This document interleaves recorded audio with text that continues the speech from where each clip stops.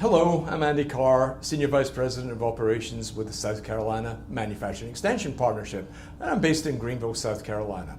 On the question of how SMEP has assisted foreign-owned investors operating in South Carolina, I'd like to share a couple of examples, outline a few of the challenges, and offer a couple of what I consider key recommendations. In South Carolina, we've benefited tremendously in recent years from the investment made by a large number of foreign-owned companies that have located here or, in some cases, expanded their existing manufacturing facilities.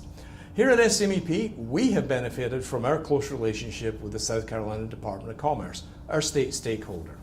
The Department of Commerce is actively involved in the recruitment and retention of all companies, both foreign-owned and domestic-owned.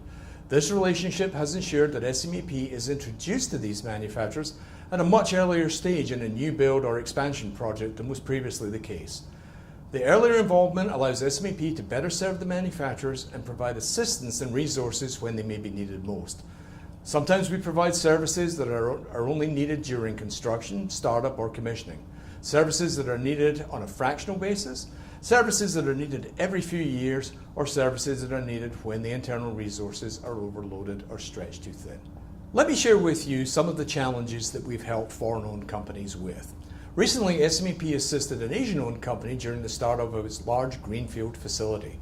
This project represented an investment of several $100 million. The equipment being manufactured for the plant was being built in China, and the company wanted to know before that equipment was shipped if it would meet all relevant US codes and standards.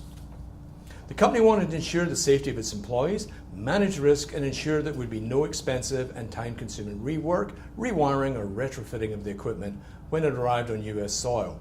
That would obviously impact both the project schedule and the project cost. SMEP provided engineering resources to this client that reviewed the equipment drawings, the parts list, and was able to advise the client of any changes that had to be made to the equipment prior to it being shipped to the US. SMEP recently assisted another Asian-owned company in their quest to have their new US facility registered to the ISO 9001 and ISO 14001 standards. The company had been tempted to basically cut and paste the quality and environmental management systems from a sister facility operating on a different continent. The challenge was to explain that the approach would most likely fail and in the long run prove to be both more costly and take more time.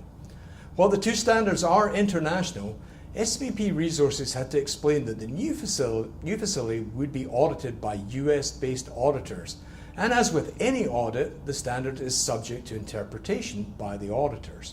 Our resources explained that the services they would deliver would cost-effectively ensure that the quality management and environmental management systems would meet the requirements of the standards as interpreted by US auditors. Our resources were able to ensure timely registration of the facility to allow it to meet the requirements of a number of key customers, several of whom required registration to these standards as part of doing business. Failure to become registered could have resulted in lost customers.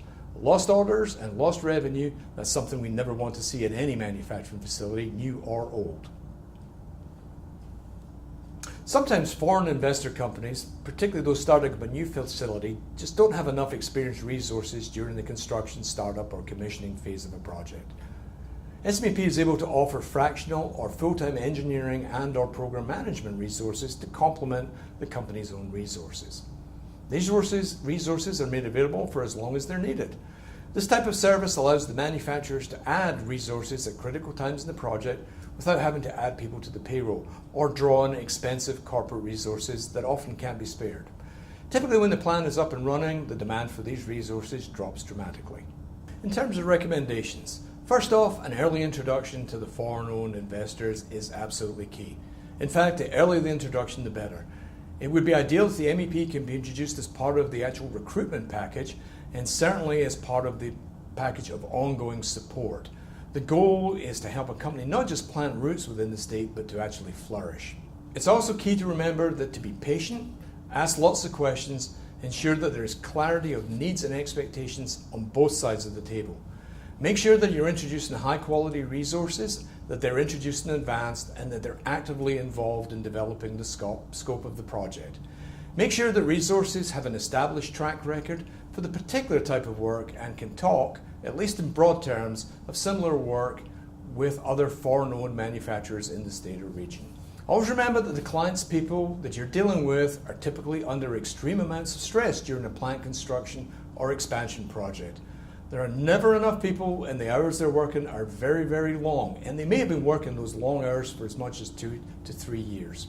The people you're dealing with are also likely to be operating in a different country. They're going to be operating in a different culture, speaking a different language, and have different styles of communication. They're often reporting to managers or executives that may be located half a world away and a good number of time zones ahead or behind the USA. And also remember that they may have a different approach to decision making.